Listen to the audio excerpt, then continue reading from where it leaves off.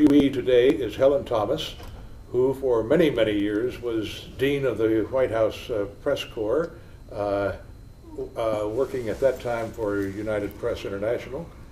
She is now a columnist for Hearst Publications, and a damn good one. And the interesting thing is that I always thought of the Hearst group as being very conservative, but she has brought a breath of liberalism to the Hearst family.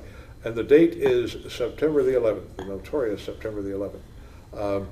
And Helen, as I had told you, what we're now doing is trying to build a whole body of video recollections and reminiscences of Lyndon Johnson and Lady Bird. Mm-hmm. And you might, I don't know what you have in mind, but you might start out by talking about, if you remember, the first time you ever saw him. Well, the first time I ever saw him was when I interviewed him as a member of the House Naval Affairs Committee. So it was when he was a congressman. And later on as a senator, I must say that he was very supportive of women's reporters and the Women's National Press Club. At that time, we couldn't get into the National Press Club, so we had a very active women's press club. And I think at the behest of Liz Carpenter and maybe even Sarah McClendon, the two Texas women, news women, he got very supportive of us, showed up at a lot of our functions, social functions, and so forth. So LBJ was very much in the picture for me from the 50s on. And then when he became Senate Majority Leader in the 50s, I was watching very closely when he helped Eisenhower get the first Civil Rights Act through. We thought it was 57, I think, and it was very watered down. But at the same time, we knew that there wouldn't have been any Civil Rights Act if it had been left to Eisenhower, who didn't even want to send troops to Little Rock to desegregate. So I had certainly an impression of him as a man of compassion that never left me. I think that he really cared about people. At the same time, he was very manipulative, if I can pronounce the word, in terms of the lawmakers. He knew where all the bodies were buried. He knew every man's price. And as a consequence, that served him in good stead, I think, to get a lot of legislation through that never would have passed. So I thought of him as an operator, but a very effective one, and for a lot of the right causes. You covered him all through the White House years, didn't you? Yes, and I think I could speak for any reporter in the terms that he probably is the most colorful president we ever covered. I mean, he was totally unpredictable and yet predictable in a way, and very impromptu, acting on impulse, but good impulses, really had a big heart in a sense, and I really think that he always wanted to do the right thing. He coveted the presidency, and when he took over, he was the right man to step into the shoes after the assassination of President Kennedy. Did you...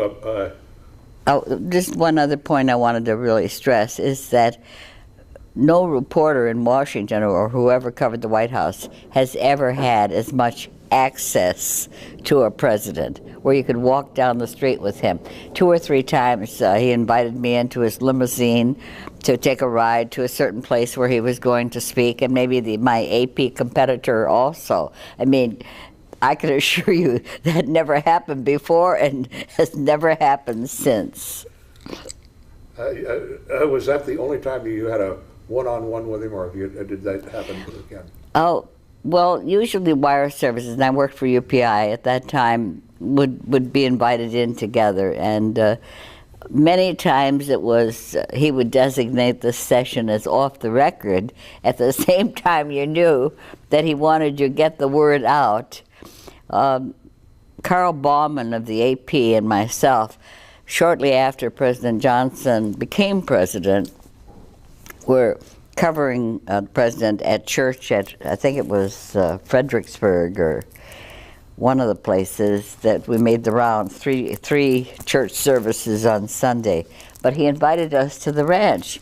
And he really invited us so that we could fire the whole cabinet, the Kennedy cabinet, and say that, the president was looking for the resignations, which was very pro forma, on his desk from the cabinet, the Kennedy cabinet. But he didn't want us to have a Texas dateline, and he didn't want to say what our source was, and we did. So we really fired the whole cabinet from Washington. We knew it was authentic, and so forth, but I've always had a little bit of qualms about that. How deceptive can you get? At the same time, he called Secretary of State Dean Rusk. This doesn't mean you. When you read this story, it doesn't mean you. The same thing with McNamara, who was Secretary of Defense. So he separated them out and assured them that this story only meant certain cabinet officers. I don't know, the games we play. How many presidents altogether have you covered? Well, 9. How would you rate Johnson among those 9? A giant on domestic affairs, probably the most effective on the domestic side, the Great Society, which was the greatest contribution to social welfare in the last 50 years of the 20th century, where Roosevelt, I consider, was a tremendous leader through the Great Depression, World War II, and also reforming our society in terms of trying to bring in regulation of the stock market and the banks, giving us some sort of a cushion that we wouldn't have that kind of debacle again. So, and then, we had heart then, and we don't have it now. You disagreed with Johnson on one major policy.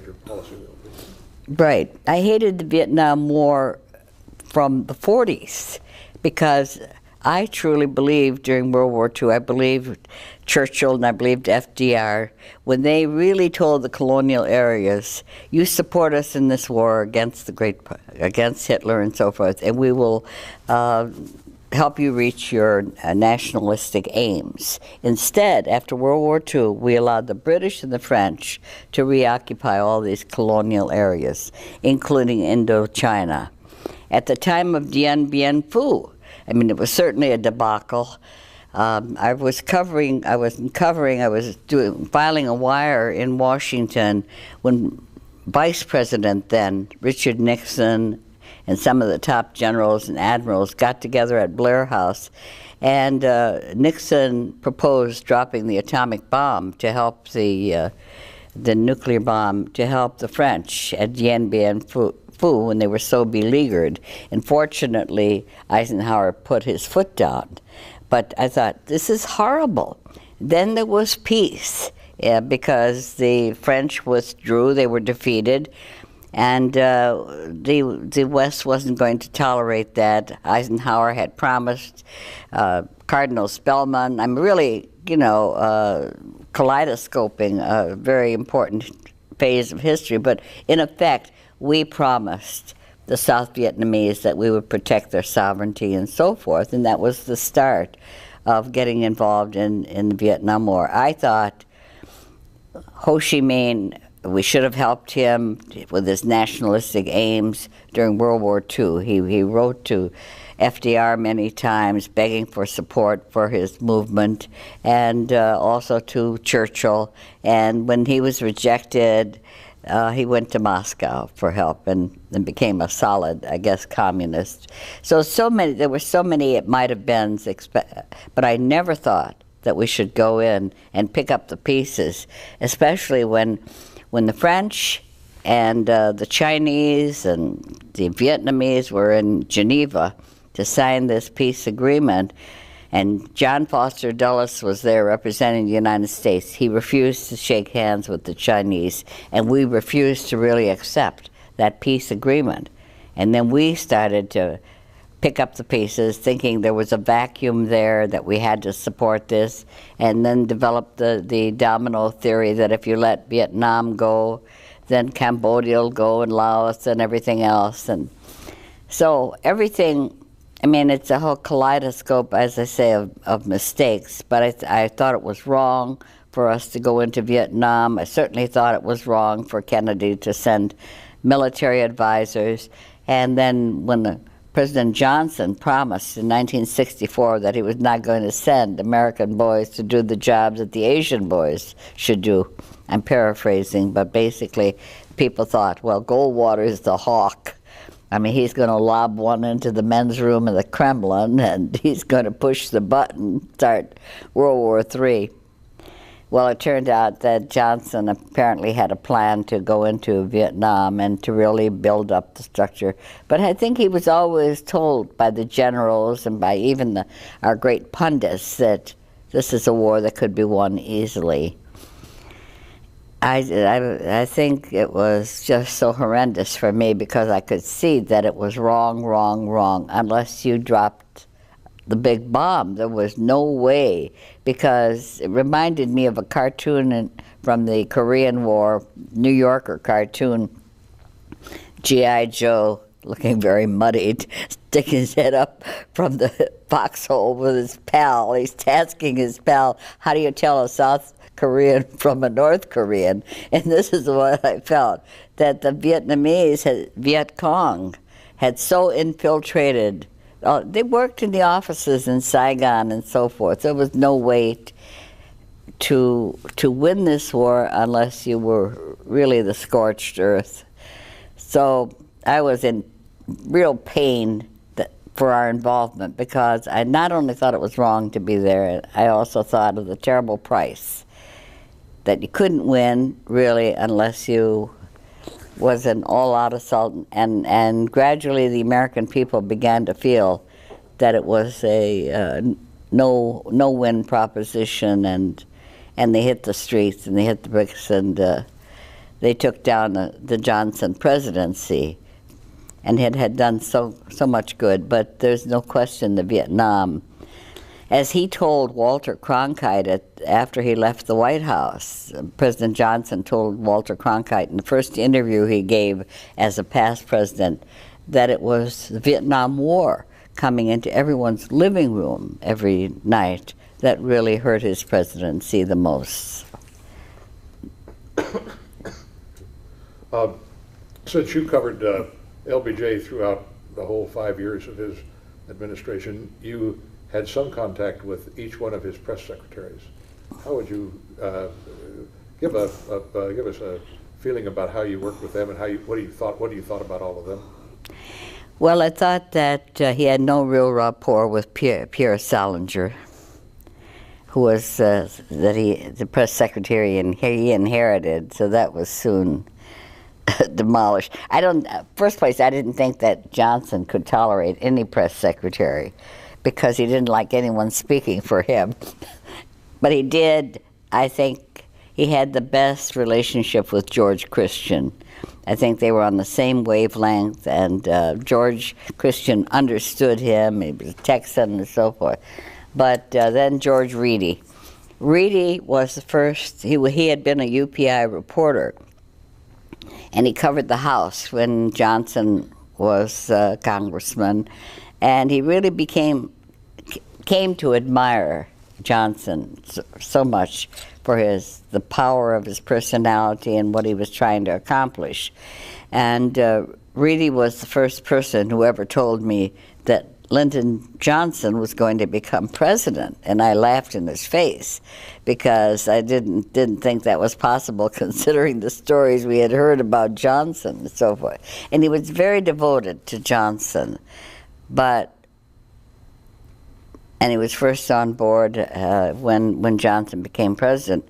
But when he became his press secretary, Reedy buckled under those phone calls from POTUS, the President of the United States. When Reedy would be briefing us in his office, all of a sudden the phone would ring, and we could see him shaking. I mean, his pipe and so forth, because we knew he was going to get the riot act, because Johnson apparently was listening in to the whole briefing, and why are they asking that and so forth. And so I think that,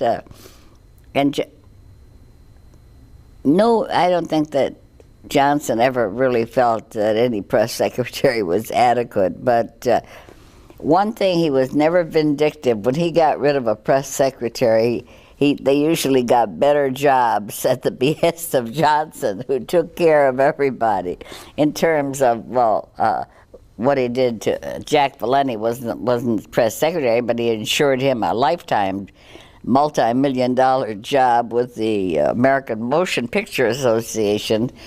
He helped really, as he was easing him out for hammer toes or whatever, to become spokesman for one of the unions, labor. And in terms of Bill Moyers, he got rid of him, helped make him publisher of Newsday. And then there were a couple of others, but so he treated everybody well, as he wanted to get rid of them. He made sure they didn't land in the streets. Joe Layton was one, it was never quite press secretary, but he was acting press secretary. Right.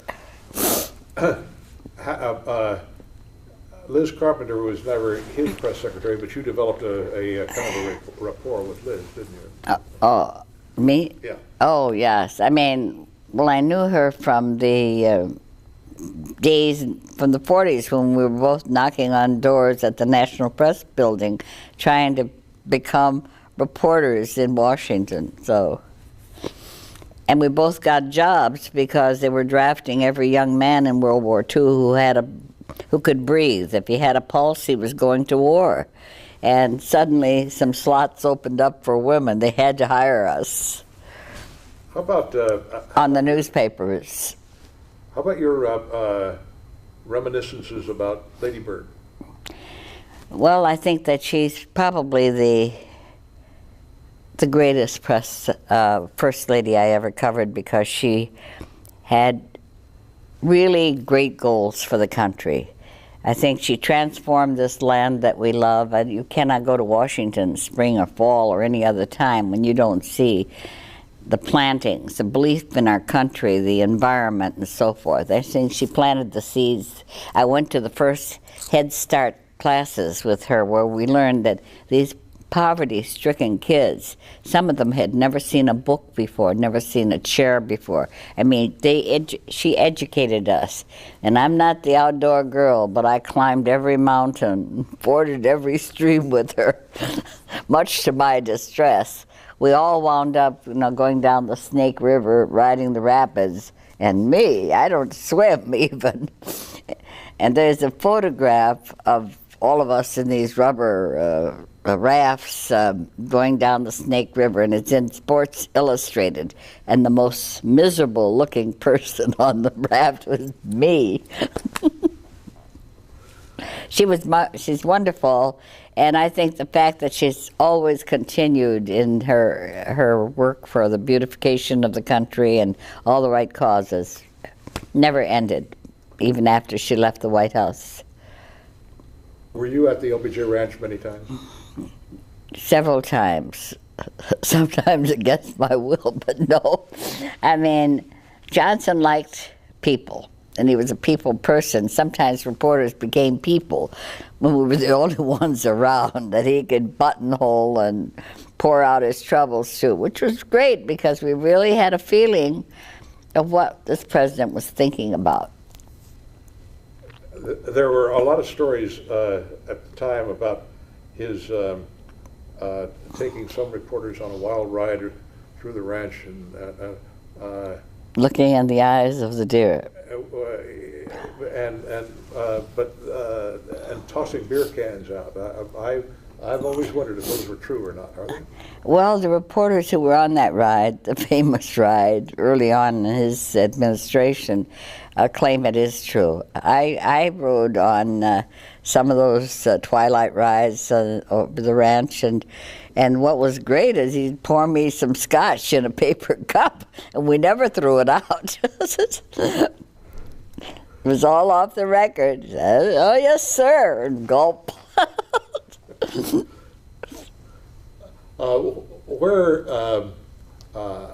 Where did you, when in the times that you were there, Where did the press stay, in Austin or in San Antonio? Or in We stayed in Austin till we got too many stories about people who knew Johnson and got too close to some of the people who knew him in the good old days. So he decided to move us to San Antonio. And we stayed at the Driscoll Hotel and had a wonderful time in Austin because the Headliners Club was there and we would gather there, and Johnson always knew where we were. And when we went to San Antonio, we were not as comfortable, and we stayed in a flea bag, and it was not, I think he was just as happy to keep us further away. Did he ever personally berate you for any story? I was in the deep freeze for a few months when I wrote that Lucy Johnson was engaged to Pat Nugent, and I mean, to scoop the President of the United States on his own family matter was not exactly to his liking. Well, tell us about that. How did you get that scoop? Well, I got it through sources in Austin, and it came from some of her girlfriends gossiping and so forth. But Johnson was very unhappy, and he had his press secretaries.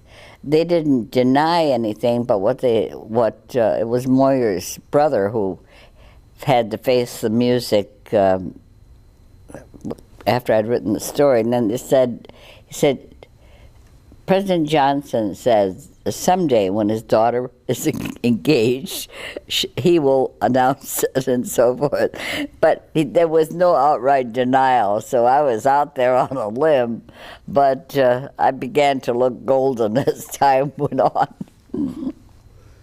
Did you? I'm sure that he was, he used to, I mean, he felt personally every question that was asked, and he used to read the transcripts from our briefings, which no president has ever bothered to do. And then he would have a secretary from the press office write down the names of who was asking the questions. And then he'd go into high dudgeon. He'd usually read the transcripts at lunch, and that would give him indigestion.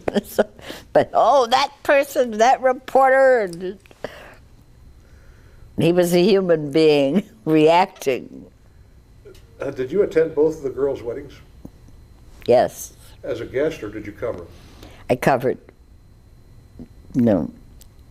Not a guest, maybe an unwanted reporter.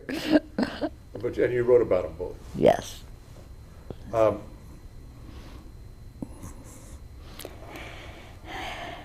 I always felt like Johnson was listening in on conversations. We always had this sense of big brother. I mean, he really did care about what the reporters were saying and thinking. Those Bataan death marches around the South Lawn started out with George Reedy and so forth, who couldn't quite do the walk with his toes. He'd sort of wait, and one time we'd pass him round and round. And the LBJ was very sadistic on this because he'd speak in a whisper, and we're all falling over each other trying to find, what did he say, what did he say? And we'd pile back into the press room and then try to compare notes, and then he would have said, it's all off the record. And we knew he didn't really want it off the record, but he didn't want it attributed to him. So trying to sort that stuff out was, and yet we gained a lot of information from him because he was really letting his hair down on those walks, especially when he was anguished about Vietnam. The telephone tapes that we have been releasing, I have been asked if I was surprised at anything in them, and I was when I heard, because I wasn't working for him as early as 64, but when I heard those early conversations between him and Senator Russell and Mac Bundy, in which he was agonizing over the fact that he was being pulled into the war, or not that he was being pulled, but circumstances were driving him. Right. I didn't realize until then the depth of his feeling about it. Did they come as a surprise to you to know that he was that unhappy, that anguished early on?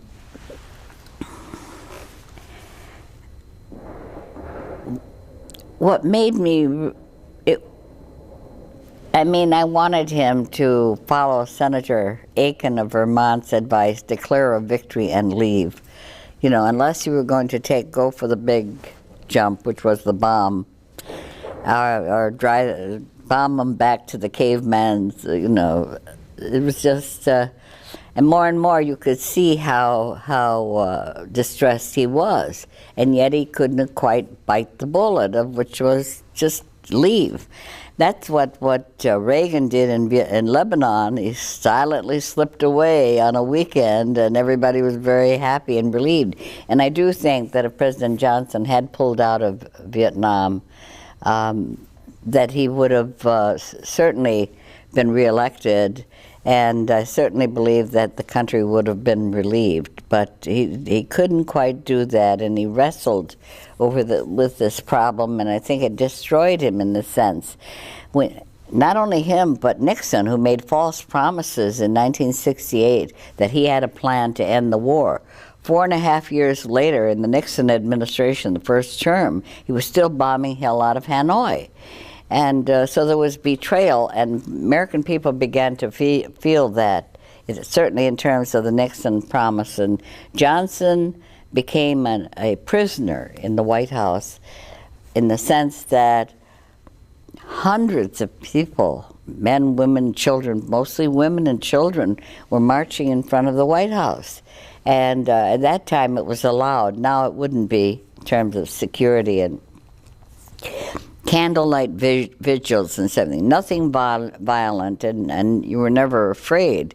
But at the same time, the protests grew and grew and grew. He couldn't go anywhere at the final point, but aircraft carriers and army bases and so forth, that it was only the military where he would be received properly. So I think it was a very, very tragic time that you realized that the president became caged. And the same thing happened to Nixon, where they made big mistakes in policy, which split the country. I don't think we've ever recovered from Vietnam, and I've never seen the country so divided. World War II was different. There was true unity. The American people realized we had to go to the war, that we were attacked at Pearl Harbor, and there were very few dissenters, if any. Leading up to that war, yes, there were interventionists and non-interventionists. Of course, the Pearl Harbor attack, everybody was solidly behind the war, except for the true conscientious objectors who had religious qualms or whatever, not to go to war, and some of them became medics who were unarmed. But you had a different feeling about that war. We were all in it together. It was worth any sacrifice. In terms of Vietnam, I mean, the country really, really was turned off, and they realized that it was not worth the candle. Back to the ranch. Did you ever meet the president's cousin, Oriole? Yes, I did. I loved her. She was really a wise woman. Tell us a little bit about it. Well, I think President Johnson loved her. I mean, I think he went to her for soul renewal. He would take the reporters down to her cabin or house, which was on the ranch, and we would chat with her a while. One night we knocked on her door. I've written about this, and it was about 9 o'clock or a little later, and she came to the door bare feet and so forth, and we met her and liked her very much. But I wrote this piece about Johnson taking us to her ramshackle house, and that she came barefoot to the door to greet us and so forth. And she later, when she read the story, she was in high dudgeon. She said, "Does Helen Thomas go to sleep with her shoes on?" But I did get a new paint job for her house. Johnson wrote me a note how offended he was and so forth. But he said, as a consequence, I'm going to help Cousin Oriole to have a new house. So I thought I did some good with my destructive story. Helen, before we leave this, something about you personally. You, after all those years in the front lines, you're now, you've got a cushy job as a columnist. Oh, very cushy. It's painful. Do you miss being in the thick of it, the White House? I do go to the briefings. I still go every day when I'm in Washington, and I still tilt with the press secretaries. I think it's very important. I think that the reporters now are not as pushy, inquiring, determined. I mean, they really rolled over with 9/11, and I think they played dead too long, fearful that they would be called unpatriotic. These briefings at the White House are televised, so the whole idea is your bosses are watching, so don't ask questions that might rock the boat. And the American people won't like it because they think you're jeopardizing the troops wherever they are.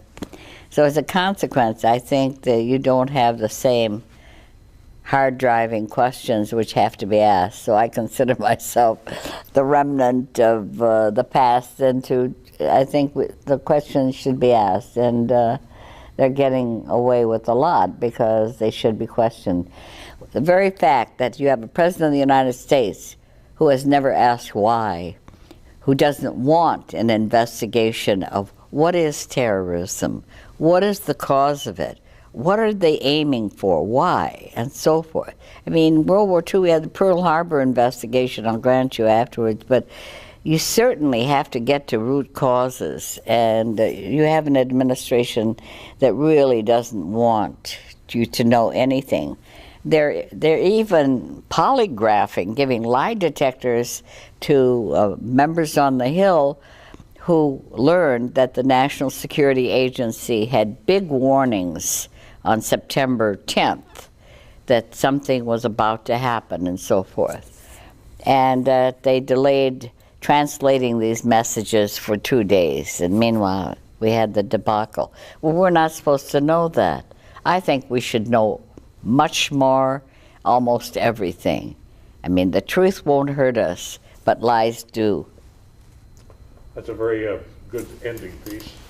Helen, thank you very much. That's You're very welcome. useful. Yes, it is.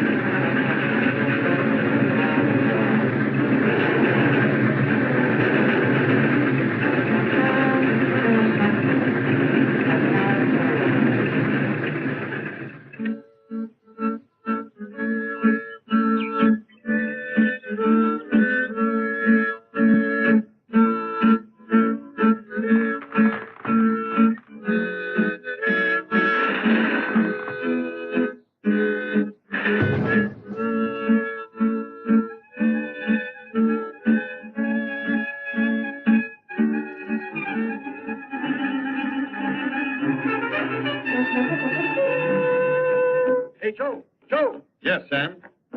Take a look at today's timetable. Only one of these trains can get through to Washington. 44 is a single track, you know. Yeah, but Sam, aren't the American people on board the Win the War special? Well, all but a few wreckers.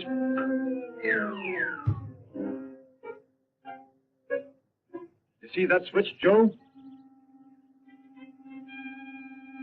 You've got to sidetrack to defeat us limited. I'm just the guy that can do it, Sam.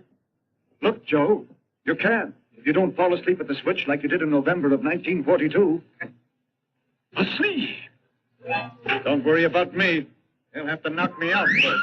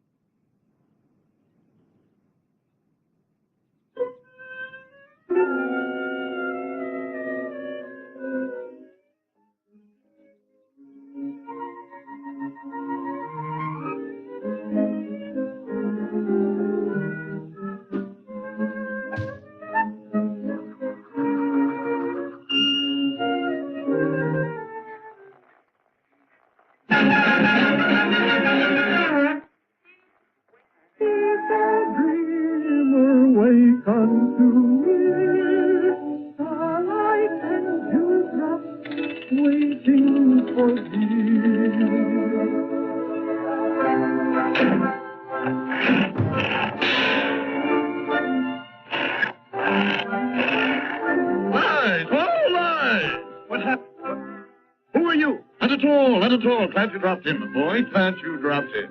But you're looking a bit peaked, Joe. That slave driver Sam's been overworking you. You're run down. High production driver Sam's been overworking you. Relax.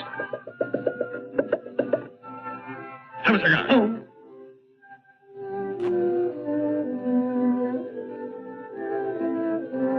Let's talk this over, my boy. According to the papers, you're on the wrong track. It says here that the Win the War special isn't going through. All the workers are on strike. That's a lie. We're out to win the war. War! I tell you, this is Roosevelt war!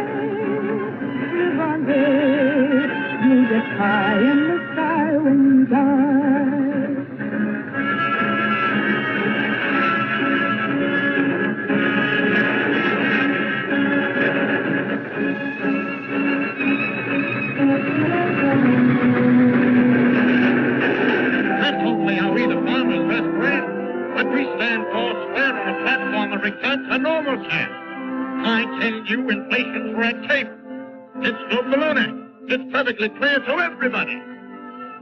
Sacrifices, higher prices, heed the axes, lower tax, stolen lace, negotiate a peace. Democracy is bureaucracy.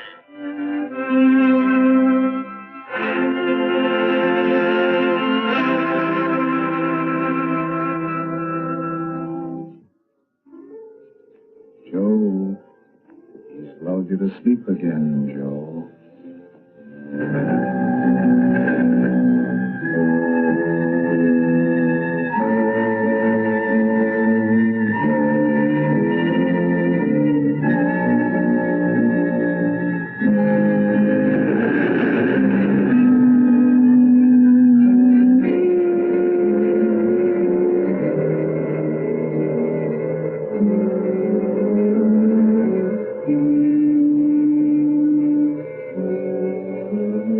Sales tax, Joe.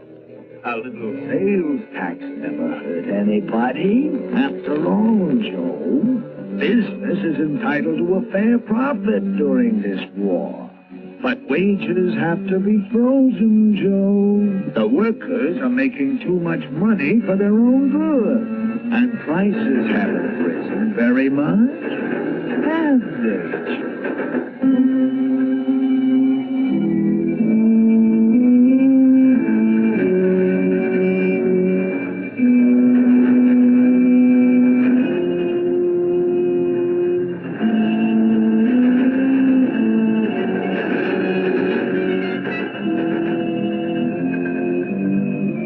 Wait, Joe.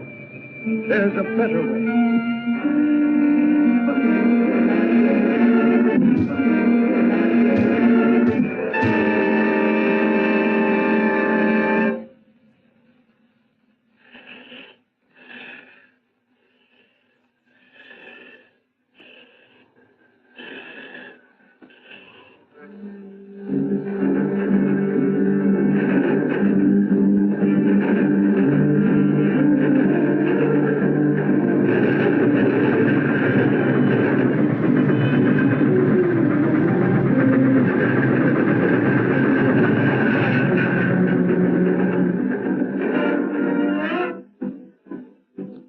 Mind if I smoke? Yeah.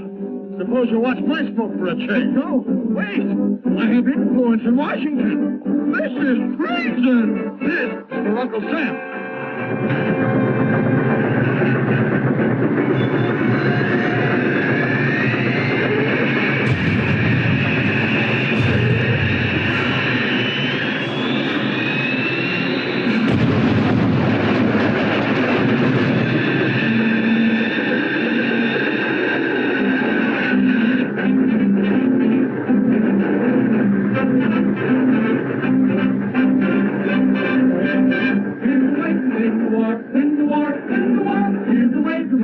You gotta get out and vote. It's the thing we're fighting for, fighting for, fighting for. It's the thing we're fighting for. You gotta get out and vote. With the happy ending on the Tokyo, the Berlin, and the Rome front, the fellow with the bullet is depending On the fellow with the ballot on the home front. Oh, we wanna have a better world, better world, better world. Wanna have a better world. We gotta get out and vote.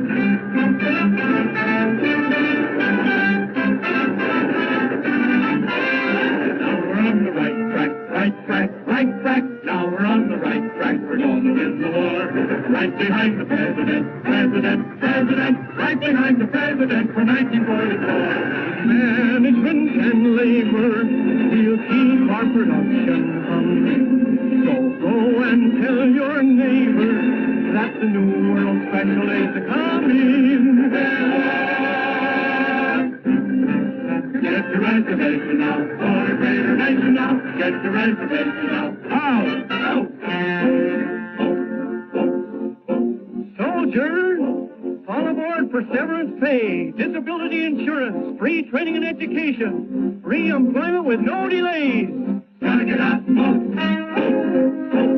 Farmer, got your ticket for crop insurance, floors under prices, adequate credit, decent marketing facilities, fair price for what a man grows. Gotta get out and vote. Big business, all aboard for $200 billion national income, full production, world trade, but no pushing and no crowding. Small business, protection from big business. Gotta get out and vote.